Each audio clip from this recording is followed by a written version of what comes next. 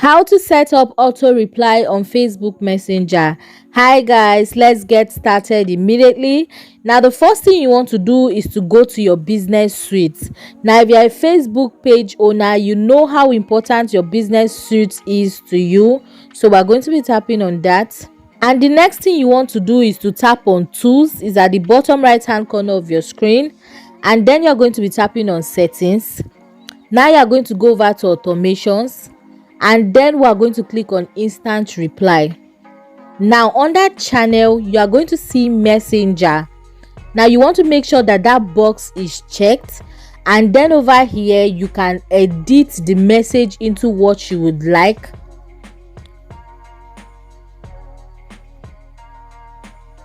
Now this is what I would like my personalized message to be. Then I'm going to click on save. I'm going to click on save again. And guys, this is exactly how to set up auto reply on Facebook Messenger. Now if you found this video helpful, you want to click on the subscribe button to subscribe to this YouTube channel for more useful tutorials like this.